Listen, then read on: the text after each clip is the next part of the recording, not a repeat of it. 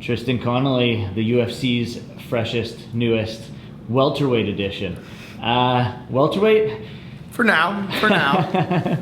Well, I know I chat with you this morning. The news had broken, but it wasn't necessarily official.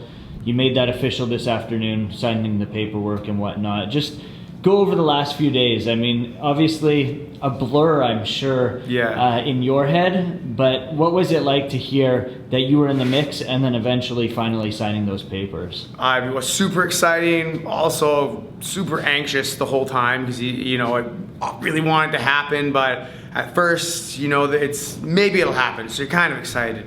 And then, so that was Saturday, I found out, there's a possibility, and I thought, okay, maybe it'll happen. I didn't want to get too excited, but I was pretty excited all night. And then Sunday night, I found out that, it's probably, the manager said, it's probably going to be you. So let's start getting all the paperwork done. And then Monday, so I'm super excited Monday, didn't sleep at all Sunday night. And about noon, my manager said, they're going in for a meeting, we should know soon. So it's 8, 9 o'clock at night, still nothing, waiting. I finally get a call, I'm super excited to pick up. And like, hey, have you ever fought at 170 before? I'm like, no, but I fought at 180 once, and I fought at 160. And he's like, okay. Another half an hour goes by, I get a call back, and they're like, yeah, we did it, we got it. And I just ran around screaming and yelling through the whole gym, and everyone looked at me weird, and here we are. So it's ready to go. Let's go back a notch. Your last fight, Rise FC4, a bloodbath inside the cage with Dewan Owens.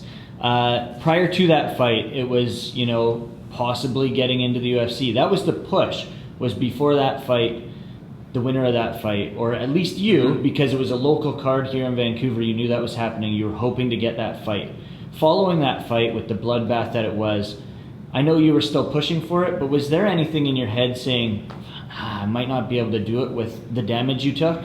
No, honestly, after the fight, it felt really good. Everyone's like, oh yeah, you're beat up. I'm like, honestly, the only thing that hurts is these two knuckles and these two knuckles right here and right here. My cuts on your face don't hurt. Like, my nose is a little sore, but not that bad. And I was grappling by the next Monday. The first Monday I was in hitting pads right away. Like I knew UFC Vancouver, the Vancouver UFC was coming up, and I was like, I gotta be ready.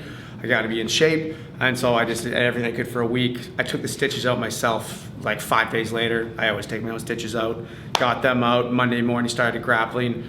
By the end of the week, I was sparring again. And like my black eyes were gone in probably 8 days. It was the fastest they ever healed. I don't know if it was just my body being like, be ready, but I was good to go. Nothing really hurt. I felt good and right back to the gym, and I was losing hope as I was getting closer, but trying to stay ready, and it happened. Was there anything else on the table? No, nothing else on the table. I mean, the Rise card was the same day as the Edmonton card as well. So the whole time that was going on, because I just fought in Vegas a few weeks before, and that was in front of Sean Shelby. He was there for that fight. And I finished that one in like 2 minutes and something seconds, and then so I was like, oh, maybe I'll get the call for this one. Nothing happened with Edmonton, so fought for Rise, obviously, which was awesome. I'm kind of glad that happened because it's a wicked fight in my hometown, and I've always wanted to be to the 5th round of a fight. I've been to the 4th round before, but now I can say I've been to the 5th round. I don't want to say I finished the 5th round because that means I went to decision, and I don't want to win by decision. So, I kept my perfect finish rate alive, and I just stayed ready, and sure enough, I got the call and couldn't be happier. Now, I know there was obviously a push from local fans. You put it out there on social media. Every local competitor that is in that sort of element, the next level, trying to get to the UFC, there's yourself, there was Dan, who I heard in an interview with yourself and James Lynch, that it was sort of between you two. That's what we heard. Obviously, Jared Revell is almost at that next level as well. Yeah. What do you think about you made them sign you rather than those two guys? My management is one big thing. Jason House, got to give a huge shout out to him. That guy, he is awesome, man. He really went the extra mile. I know he was in conversations with them all day, and it was a hard push for them to let it happen because I'm a lightweight and he's such a big welterweight, and I kept reassuring Jason, I'm like, I'm good, I'll be fine, I'm a big lightweight, I don't think it's an issue. And he's like, no, I know, don't worry, I'm on your side. He's like, but I'm arguing with these guys. And so the other two, there was Dan and there was Scott Hudson. And you know, Scott's 55 or moving up, that's been at 65, maybe fought at 171s. And you know, Dan's obviously definitely 175er. And to be honest, I think it was mostly between me and Dan. If you look at Scott, you know, he's doing really well, but he just, even Scott and Dan, they just haven't fought the caliber of the guys I fought. I think that's the other thing that separated it is, you know, I mean, none of our records were amazing. Mine was the best out of all of them, but it was my opponents. And if you look at my opponents' win ratio, like most guys, you know, it's like their fight guys are 4-3, you know, 0-8. And it's like, okay, look at my guys. That was Dewan, was like 18-12. Then before that, Zach was 11-5 or something. Before that was a guy that was like 8-3, and then 8-0 before that. Like, I'm fighting the best guy. Like, it's hard to fight guys that I've fought on the regional circuit. Like, it's hard. Like, not that I was like, oh, just picking the hard fights always and saying no to the other ones. It's that I was fighting out of town and I was getting brought in to lose every time. And I just kept disappointing people. And so my experience, I think, is what made the difference. It's like, I'm not fighting bums. I'm fighting other guys that could probably fight in the UFC and do well, and I'm finishing them. And the other thing, I've never been to a decision that I won. So I think we actually talked about that when we trained up in Squamish there. You said the only times I've ever gone to a decision, I've lost.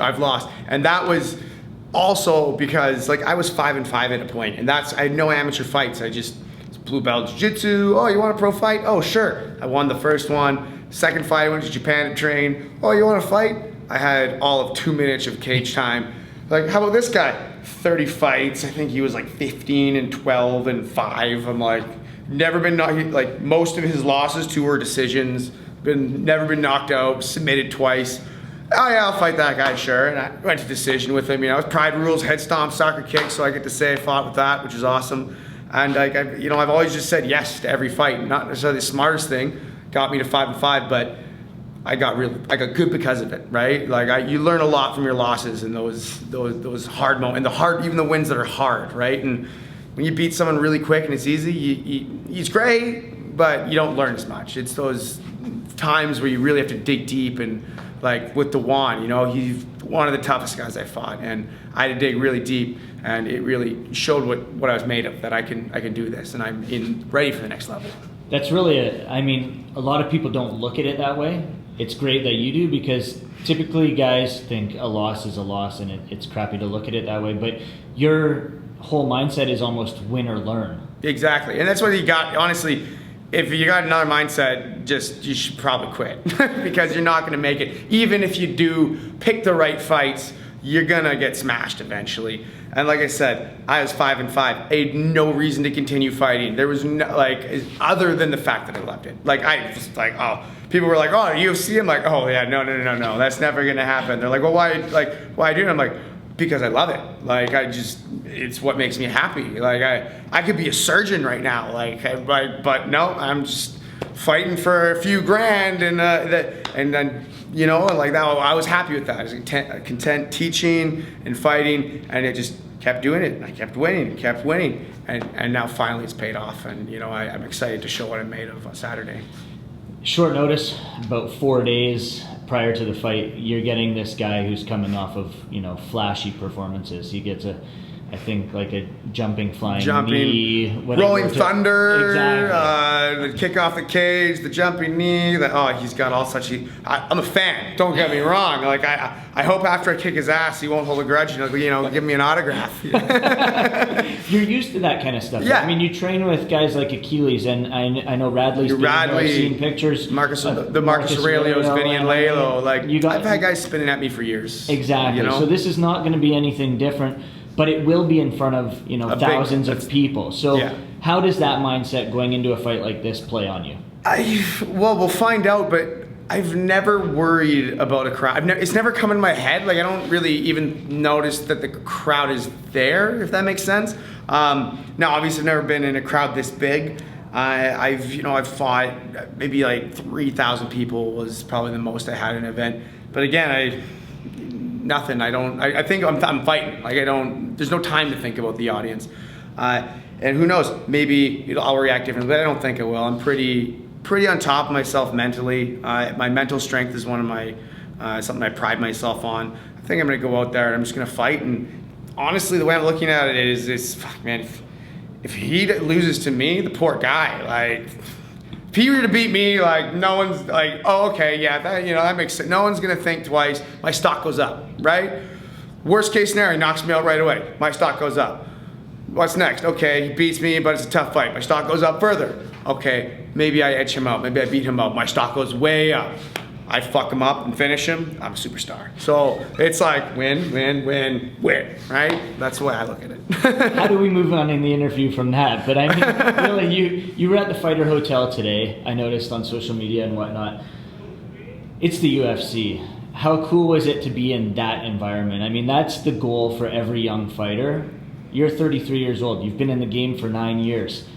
How cool was it to be in that sort of element today? I mean, it's awesome, but there's a point where it's kind of like, yeah, I kind of feel like it's almost normal in the sense because I know I'm ready for it.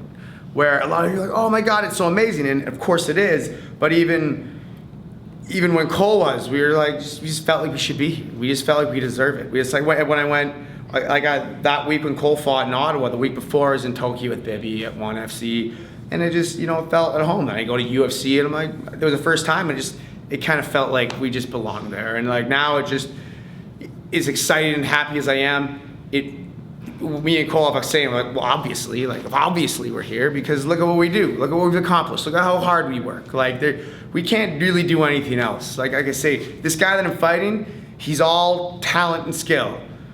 Talent and skill crumbles when it meets hard work. And me and Cole are the examples of hard work. And we're going to show that even his opponent, guys get to the show on talent and skill, and they only go so far. And I think that's what you're going to see between these guys like these. Final question for you. Not about this fight, but about, you've worked on the EA Sports video game for quite a while now. Yeah. If all goes to plan, within the next year, you could be in the next UFC video game. How cool is that? Well, I already am. They just put other jerks' faces on top of me, right? No, yeah, it'd be awesome. And I know the game, not everyone makes it in the game, but I think they might be able to. I know some people, I think, obviously I teach there too, 3 days a week. I teach jiu-jitsu there, and they're mostly all guys in the UFC game, and they're all like, I've told them like, hey guys, I'm not gonna be in this week. Like, no, don't worry, we got class, don't worry, it's all covered. They're all super excited, so it's kind of nice. They can say the UFC team for EA can say their jiu-jitsu coach is a UFC fighter, so that's pretty awesome.